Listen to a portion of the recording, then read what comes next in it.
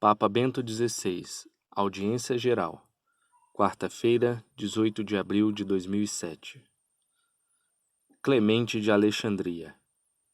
Amados irmãos e irmãs, depois do tempo das festas, voltamos às catequeses normais, mesmo se visivelmente na praça ainda é festa. Com as catequeses voltamos, como disse, à sequência antes iniciada. Primeiro falamos dos 12 apóstolos, depois dos discípulos dos apóstolos, agora das grandes personalidades da Igreja nascente, da Igreja antiga. O último foi Santo Irineu de Leão. Hoje falamos de Clemente de Alexandria, um grande teólogo que nasceu provavelmente em Atenas, em meados do século II. De Atenas herdou aquele acentuado interesse pela filosofia que teria feito dele um dos pioneiros do diálogo entre fé e razão na tradição cristã. Ainda jovem, ele chegou a Alexandria, a cidade símbolo daquele fecundo cruzamento entre culturas diversas que caracterizou a idade helenística. Lá foi discípulo de Panteno, até lhe suceder na direção da escola catequética. Numerosas fontes confirmam que foi ordenado presbítero. Durante a perseguição de 202 e 203, abandonou Alexandria para se refugiar em Cesareia, na Capadócia, onde faleceu por volta de 215. As obras mais importantes que dele nos restam são 3: o Protréptico, o Pedagogo e o Stromata. Mas, parecendo não ser esta a intenção originária do autor, é uma realidade que esses escritos constituem uma verdadeira trilogia, destinada a acompanhar eficazmente a maturação espiritual do cristão. O Protréptico, como diz a própria palavra, é uma exortação dirigida a quem inicia e procura o caminho da fé.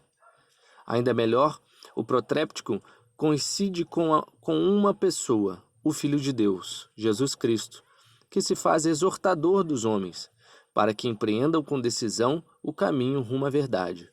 O próprio Jesus Cristo se faz depois pedagogo, isto é, educador daqueles que, em virtude do batismo, já se tornaram filhos de Deus. O próprio Jesus Cristo, por fim, é também didascalos, isto é, mestre, que propõe os ensinamentos mais profundos. Eles estão reunidos na terceira obra de Clemente, os Strômatas, palavra grega que significa tapeçaria. De fato, trata-se de uma composição não sistemática de vários assuntos, fruto direto do ensinamento habitual de Clemente. No seu conjunto, a catequese clementina acompanha passo a passo o caminho do catecúmeno e do batizado para que, com as suas asas da fé e da razão, eles alcancem um conhecimento íntimo da verdade, que é Jesus Cristo, o Verbo de Deus. Só este conhecimento da pessoa que é a verdade, é a verdadeira gnose, a expressão grega que corresponde a conhecimento e inteligência. É o edifício construído pela razão sob o impulso de um princípio sobrenatural. A própria fé constrói a verdadeira filosofia, isto é, a verdadeira conversão no caminho a ser empreendido na vida. Por conseguinte, a autêntica gnose é um desenvolvimento da fé, suscitado por Jesus Cristo na alma unida a Ele. Clemente distingue depois entre 2 níveis da vida cristã. O primeiro, os cristãos crentes que vivem a fé de um modo comum, mas sempre aberta aos horizontes da santidade. E depois o segundo, os gnósticos, isto é, os que já conduzem uma vida de perfeição espiritual. Contudo, o cristão deve partir da base comum da fé e, através de um caminho de busca, deve deixar-se guiar por Cristo, para desta forma chegar ao conhecimento da verdade e das verdades que formam o conteúdo da fé.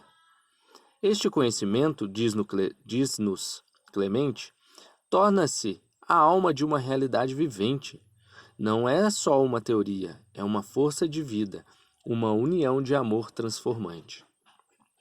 O conhecimento de Cristo não é só pensamento, mas é amor que abre os olhos, transforma o homem e gera comunhão com o Logos, com o Verbo divino, que é verdade e vida.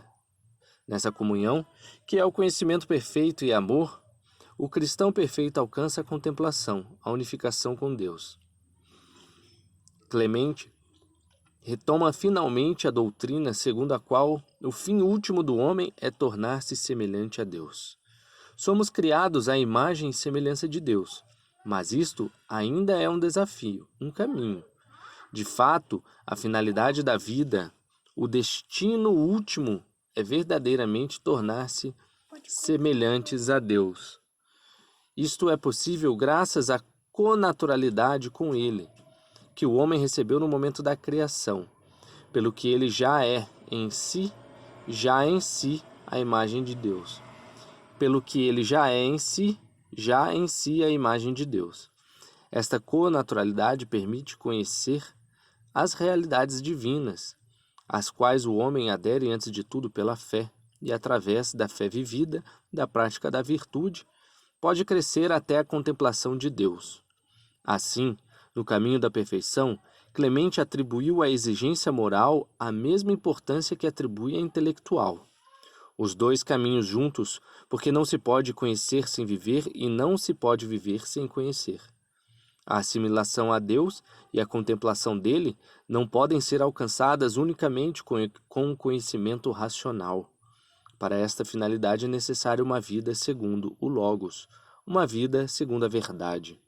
E, por conseguinte, as boas obras devem acompanhar o conhecimento intelectual como a sombra segue o corpo.